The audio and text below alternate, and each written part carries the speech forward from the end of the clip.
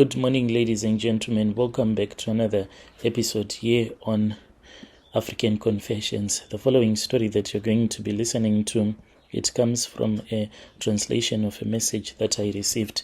The message reads like this. Hello, how are you? Can you please post my own story? There is hidden identity. I am a traditional healer. I do have some active pages that I have on Facebook. The only problem that we are having now, that we are experiencing as traditional healers, is that there are those that are scammers. So what they do is that they create their own pages on Facebook, then they start to steal money from other people.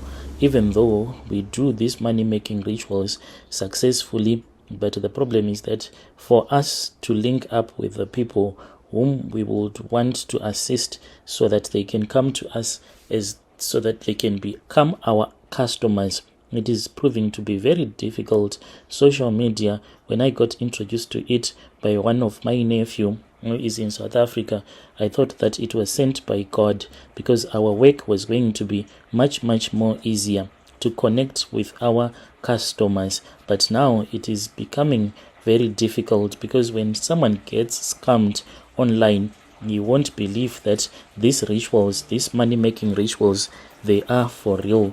But I want to confess to you that these money-making rituals, they are for real. It is just that our once so good industry, it is now being affected by all of these scammers. Oh gosh, I hate all of these scammers.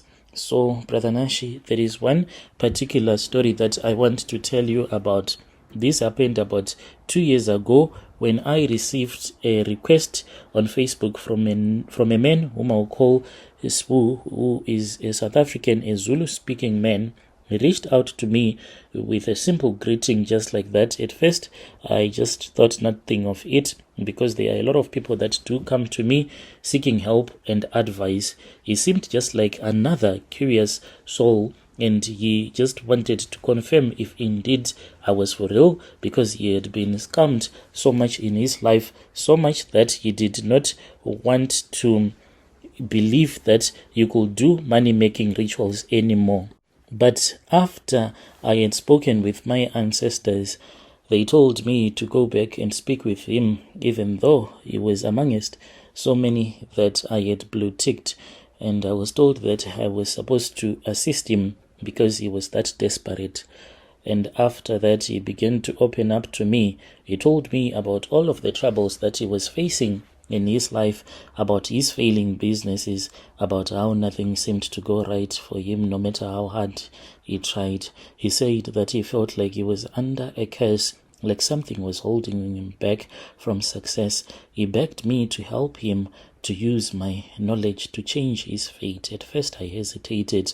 I knew what he was asking for, something which was going to demand a lot from him. I was going to create a shrine for him, and I was not sure if he was going to be able to abide by the rules of the covenant. And I was then told by one of my ancestors not to reveal everything to him because he was still but a small child when it comes to money-making rituals. For can you give a baby a bone to chew? Or rather, you start by giving a baby milk, and after that, then you start to introduce solid foods to the baby. He was asking for a lot all at once. He wanted to become rich overnight. That is the problem with people. They do not want to take the necessary steps one by one. You start by lucky charms, then you get a good job, you get enough money. Then when you have raised enough money to start a business, you come back, we give you more charms so that the business can be a little bit bigger. And after you have started a small business, we give you those charms little by little. That is how you see so many families that have a lot of money.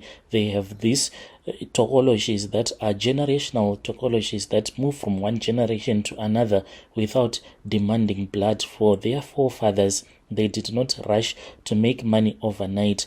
My ancestors told me that if I was going to tell him all of this, then I was going to lose my customer.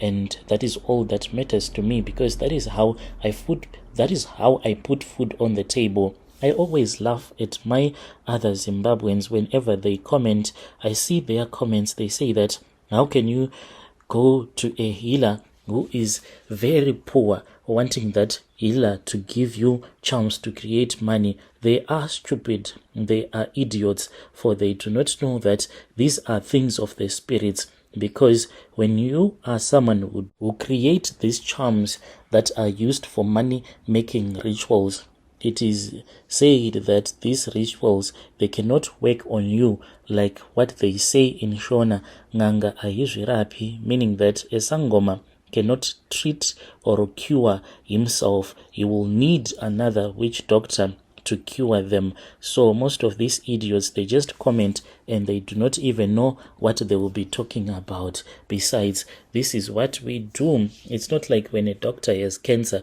you expect that doctor to cure himself or herself of that cancer. Isn't it that he has to go and consult with another doctor? It is very funny that these idiots, they think that anything that has to do with our African tradition, it is something that is bad. If it is bad, why is it when you go to a doctor, you say that I am going to consult? These doctors, even if they seem to be modern, they have the same ancestral spirits. If you dig so deep into their past, you will see that back in the past, maybe they had a grandmother who was a witch doctor. Same like me. If I die, amongst my future generations, there might be one who would want to become a doctor, but I'll be working through that person. That is the same thing. It is just that us as Africans, we are too much colonized. Take my country for an instance. A lot of people, they are struggling with poverty. All that they have to do is to come to people like us who are powerful. We can give them guidance and the way and charms to use so that we can all become rich. Back to this man, this Zulu speaking man, I spoke with him and I told him some of the things that he was supposed to do. He then said that he wanted to come to Zim. So indeed he came to Zim since he wanted everything to be so fast. He wanted to get rich overnight. I told him that these rituals that we were about to perform in Shona, we call it Kuromba. It was something that was going to take a lot from him, even though I was not giving him all the details, for I was afraid to lose the money that he had brought with him when he was coming from South Africa. I explained to him that I was going to give him a chikwambo or a Tokoloshe that was going to bring him the quick fortune that he wanted. I told him that he needed to feed this Tokoloshe that he was going to get from me. This man, he was brave. He did not even hesitate. He looked at me straight in the eye and asked me what was needed to be done from him. I told him that he was supposed to drink the blood of a goat, 2 liter. This was a 2-liter bottle of blood and some herbs that I had mixed. This was going to cleanse him. I remember that his hands were shaking when he grabbed that bottle from me, and I gave him some space. He was taken by my assistants into another room. For 2 days, this man, he was in that room, and once you enter that room, you only have to come out after you would have finished the rituals that you'll be performing. In his case, drinking all of that blood. It took him 2 days. Everything he was doing in there, he was pooping in there, urinating, eating in there, until he was done. The night before this man was supposed to return back to his country, I was speaking with my wife because we had this other Tokoloshe that had been giving us a lot of trouble. This Tokoloshe, it survives on eating eggs. You know, each and every woman, she is born with her eggs inside of her womb. So this Tokoloshe, it was giving us a lot of trouble because we used to send it to some other villages. Then it will select the women that it would enter into their wombs and eat their eggs inside of their wombs. So once you start to give out these Tokoloshes, there are some of those that you have to keep, and it is because they will be powerful. Because when you create these Tokoloshes, you are using the spirits of those that would have died. Some of them, they come to you in their own free will, not wanting to return back to their ancestors, but wanting to be in this world, this physical world. So they then opt to become Tokoloshes, but they are those that you have to force. Take for an instance, the way that a Tokoloshe is created normally is when you use a little baby that is less than 3 months old. That is when you can use the spirit of that baby. And when that baby dies, then you have to dig up the place where the baby would have been buried. Then you cut out the tongue of that baby so that the baby will never be able to speak. Those spirits, they are very troublesome because it will be very angry knowing that you did not give it a chance to live only for 3 months. So I had once done that ritual. There was this other child that had died in our village. So we then thought of creating a Tokoloshe using the spirit of that baby that had died. And then we went late at night. It was me and one of my son, a very brave one, who is going to be a witch doctor. After I would have died, we went to the place where they had buried this little baby. As you know that in our culture, when a baby dies as young as that, we bury the baby close to the river or at a place where the soil is sandy and it is always wet, so it must be close to the river. We went there and we dug up and we removed the body of that little baby, and then we cut out the tongue, and then we did what we did with the body and returned it back into that grave, and we closed up the grave again. So it started to fight with us a lot because we needed a monitor lizard. So there was a trap that we had already set. After a couple of days, we caught a monitor lizard. We transferred the spirit of that baby and we transferred it into that monitor lizard. So that is the Tokoloshe that I ended up giving to that man who had came to do these money making rituals to me, because it was giving us a lot of troubles, and most of the people, they did not want this. The people that understood all these things about money making rituals. So this man in his country right now, what he does not know is that he has his own 2 young daughters. One is 12 and the other I think is 17. So those daughters of his, they are never going to give birth because of this Tokoloshe that I gave to him.